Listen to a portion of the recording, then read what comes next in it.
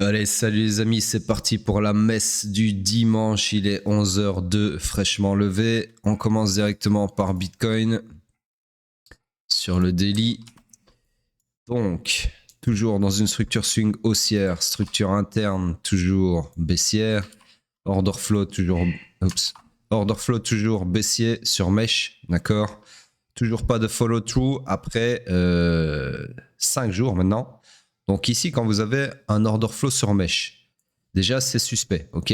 C'est comme je vous l'ai déjà dit 1 million de fois, potentiellement un grab de liquidité, d'accord. Donc un choc, un changement d'order flow qui est là pour faciliter une prise de liquidité pour ensuite alimenter un mouvement dans le sens contraire ou pas, ok. Mais si en plus de ce faux choc, donc ce choc sur mesh, les bougies suivantes, laissez-moi trouver mon outil, voilà.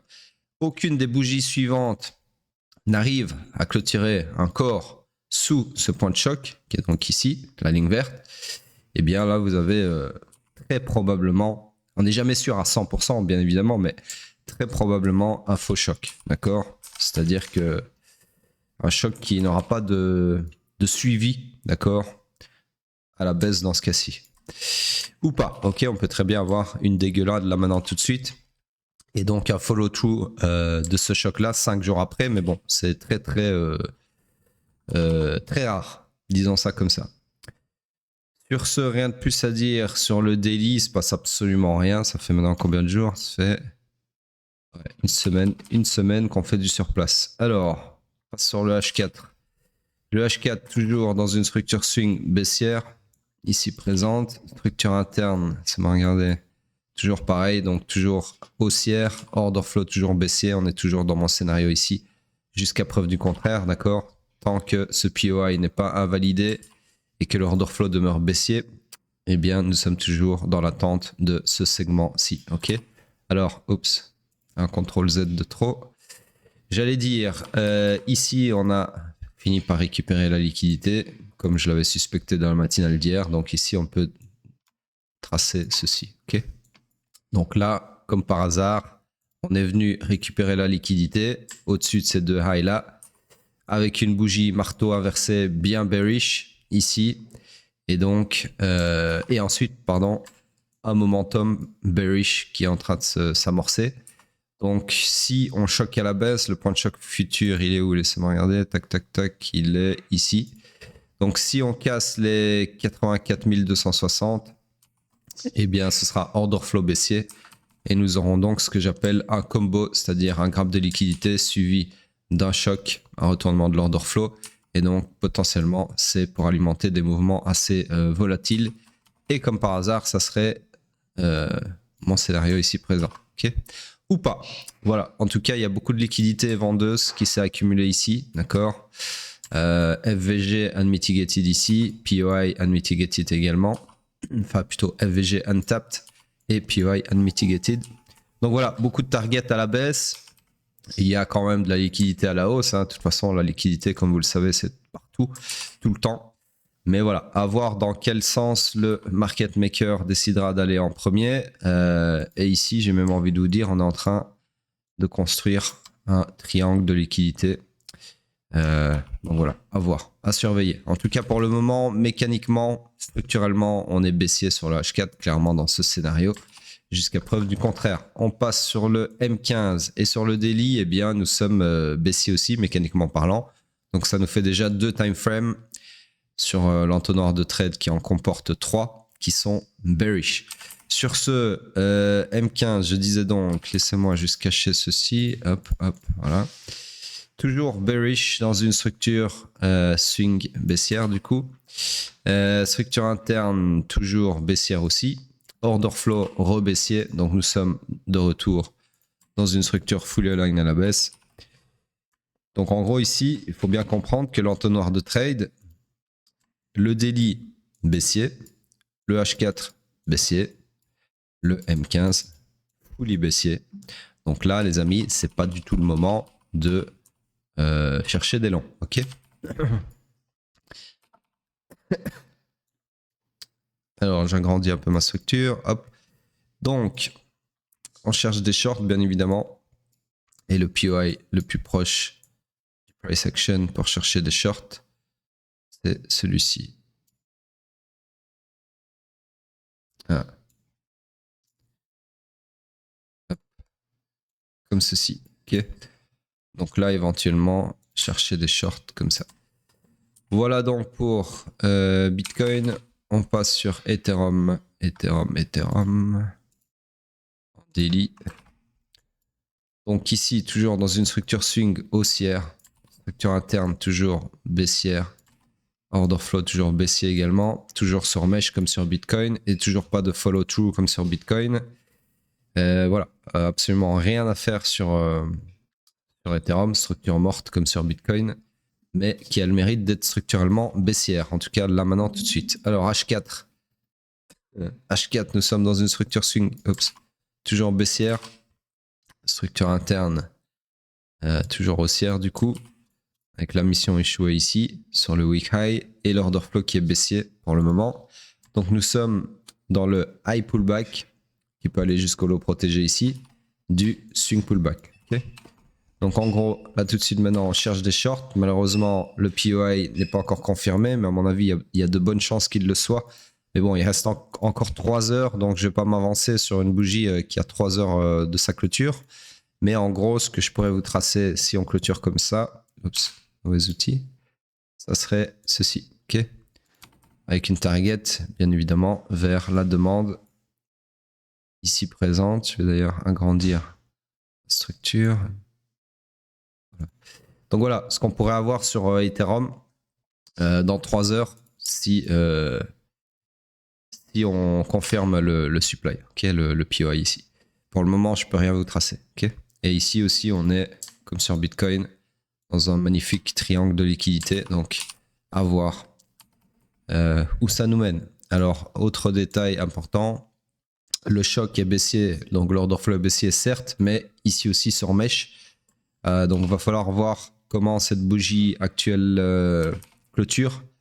Si on clôture un corps de bougie sous le point de choc, comme c'est le cas là maintenant tout de suite, comme ça, sous la ligne verte, et bien là nous aurons ce qu'on appelle, enfin ce que j'appelle un follow through, d'accord, donc une confirmation latente, si vous voulez, tardive de la pertinence de cet order flow baissier, d'accord. Par contre, si on clôture une deuxième bougie sur mesh, donc on n'arrive pas à clôturer ce corps-là sous la ligne bleue, et bien là on aura potentiellement une deuxième confirmation aussi, mais cette fois-ci que le choc n'est pas pertinent, d'accord. Voilà, bref, tout ça à surveiller en temps et en heure.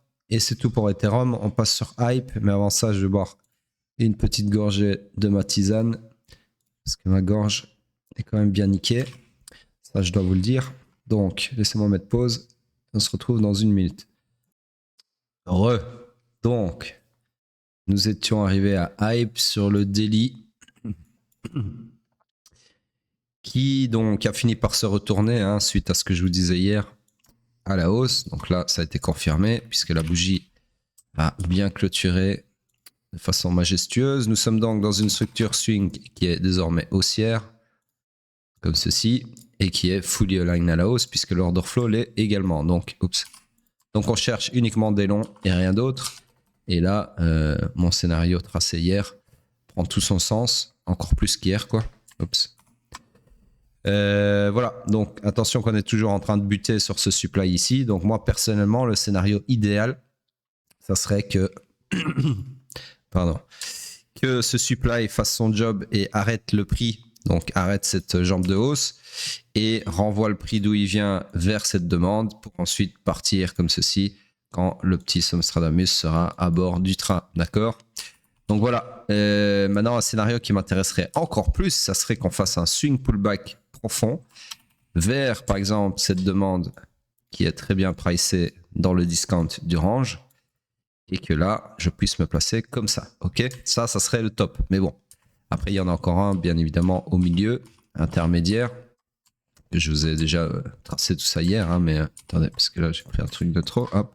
Voilà, vous avez une autre demande ici qui est un peu moins bien pricée, mais qui a le mérite d'être à cheval sur l'EQ du range ici, d'accord. Donc voilà. Bref, je vous ai expliqué tout ça dans la matinale d'hier. Je ne vais pas le réexpliquer. Ceux que ça intéresse, vous savez quoi faire. Sur ce, rien de plus à dire sur Hype, enfin sur le daily, pardon. On passe sur le H4. Donc sur le H4, laissez-moi cacher ce scénario daily qui n'a rien à faire sur le H4. Hop. Donc le H4, lui, eh bien, on a eu donc un swing pullback d'amplitude suffisante pour parler d'une perpétuation de la structure à la hausse. Comme ceci, on se retrouve donc dans une structure H4 comme ceci. Laissez-moi regarder. Alors, normalement, je serais censé... C'est moins mesuré quand même. Je pense qu'à vue de nez, on a les 30 pour... Ouais, clairement. Donc voilà, malheureusement, je vais devoir suivre les règles structurelles, de tracé structurel. Et donc ici, en fait, on était dans une structure comme ceci, qui elle aussi a fait son swing pullback d'amplitude suffisante, avec un nombre de bougies supérieur à 2, enfin supérieur à 1, pardon. Et donc, je n'ai d'autre choix que de considérer que nous sommes dans une structure microscopique qui est comme ceci. Voilà, ok. Donc, c'est pas l'idéal, je vous l'accorde. Structure trop grande, c'est pas bien, c'est chiant. Mais structure trop petite, c'est pas pertinent non plus, d'accord? Mais bon, voilà, là, je me contente de suivre les règles mécaniques de la structure. Et j'attendrai que la structure se réagrandisse, ce qui devrait pas tarder de toute façon. Ok, une structure minuscule, ce qui est bien, c'est que contrairement à une structure énormissime, ça reste pas longtemps le cas. Alors donc, si je suis les règles, eh bien, nous sommes dans une structure swing haussière, order flow baissier. Je suis donc dans le swing pullback, qui peut aller maximum jusqu'au low protégé. Et donc, je cherche des shorts et uniquement des shorts. Et là, on a potentiellement un POI H4 qui est en train de se confirmer, sur lequel, si on clôturait comme ça, je pourrais vous tracer le scénario suivant, c'est-à-dire un short qui pourrait aller jusqu'où, je viens de vous le dire, maximum jusqu'au low protégé. Donc, je ne peux pas vous mettre une autre target ici, même si ça paraît extrêmement pertinent et logique. Non, pertinent oui, mais logique non. Pas logique parce que justement, le low ici est censé tenir dans notre mapping structurel, donc notre balisage structurel, notre framework structurel, en le disant bien à la française. Donc voilà. Target logique ici, ok. Maintenant, c'est sûr qu'on peut très probablement aller plus bas. Déjà, les FVG ici, ok. Ensuite, il y a des lows significatifs là, là, là, et encore la demande ici qui n'attend que d'être mitigated. En tout cas, je l'espère. Donc, pour le moment, ça s'annonce plutôt bien puisque quand vous dézoomez tout ceci, c'est là que ça devient, c'est là que l'analyse multi-structurelle prend tout son sens. C'est qu'en fait, ici, vous voyez bien que... Attendez, je vais essayer même de faire mieux que ça. Voilà. Là, si vous vous souvenez, sur le daily, on s'attend... Mon scénario, il est comme ça. Ok. Donc là, en fait, si vous voulez, on pourrait se dire que le H4 est en train... Donc, le mouvement H4, la jambe de hausse H4 ici, s'est fait arrêter, enfin, est en train de se faire arrêter par le supply daily, qui provoque un retournement d'order flow à la baisse en laissant un POI ici pour potentiellement commencer à amorcer un rejet de ce supply, d'accord? Et si la structure, on voit pas très bien, mais si la structure H4 qui est haussière ici, ok, ici, se retournait à la baisse, eh bien, vous auriez encore une deuxième confirmation en plus du choc ici que ce supply va bien arrêter le prix et va bien le renvoyer d'où il vient, potentiellement, premier arrêt, la demande ici, d'accord? Donc là, vous voyez en fait l'imbrication des time frames. Donc un niveau ici, un POI, enfin supply dans ce cas-ci, un supply daily est en train d'arrêter une structure H4, d'accord, qui est haussière et a provoqué déjà un swing pullback H4, d'accord. Donc en gros, si je vous zoome ça comme ça, en gros, ce qu'il faut comprendre dans ce que je viens de dire, c'est que la structure haussière H4, son swing pullback, donc le choc ici, ceci a été provoqué par le supply daily, d'accord, la mitigation du distal du supply daily, ok. C'est toujours comme ça, enfin c'est souvent comme ça, c'est-à-dire vous avez un mouvement sur, je vais tracer à droite pour pas vous embrouiller, un mouvement sur, enfin une tendance plutôt sur la low time frame est souvent arrêtée par, je vais le tracer comme ça. Donc si par exemple ici c'est du H4, c'est souvent arrêté par un supply ou une demande daily, d'accord? Comme on a ici en gros. Comme aussi vous pouvez vous dire un mouvement M15, je vous mets ça en blanc pour respecter mes codes couleurs, une tendance M15 sera souvent arrêtée par un niveau, un POI, un supply, une demande, peu importe, H4. Okay, après, c'est pas toujours le cas, mais c'est souvent des choses qu'on peut remarquer. Okay, bref, sur ce, tout ça pour dire que là, tout de suite maintenant, je parle un peu du nez, mais bon, je suis malade. Je ne peux pas vous tracer ça pour la simple et bonne raison que ce POI n'est pas encore confirmé. D'accord, il le sera dans 2h40 et dans 2h40, il peut se passer, enfin en 2h40, il peut se passer tout et n'importe quoi. Sur ce, structure morte, on cherche des shorts, mais il n'y a encore rien à short pour le moment. En tout cas, rien de confirmé. Okay, voilà donc pour Hype. On passe sur Bitcoin sur le weekly. Donc la bougie, ben, vous voyez comment ça change d'apparence de jour en jour. C'est pour ça qu'on ne peut pas se fier à une bougie non clôturée, surtout sur le weekly. Donc voilà, on va attendre le week-end, on va attendre la clôture bien sagement. Pour le moment, c'est plutôt bearish, vous l'avez compris. Dans tous les cas, tout le reste est bearish aussi. Je rappelle qu'on est toujours en bear market, order flow baissier sur le weekly, pour ceux qui viennent de nous rejoindre. Et mon scénario attendu, c'est celui-ci. Donc en gros, direction la zone 67 500 jusqu'à 73 500. Sous réserve de remontada incroyable le dimanche soir par exemple, mais ça m'étonnerait. Sur ce, rien de plus à dire sur le weekly. On regarde vite fait la dominance. La dominance, toujours rien de pertinent à dire là-dessus. Donc laissez vos commentaires. N'oubliez pas, jouez le jeu, propulsez la chaîne, sauvons des portfolios. Et sur ce les amis, je vous dis à plus tard.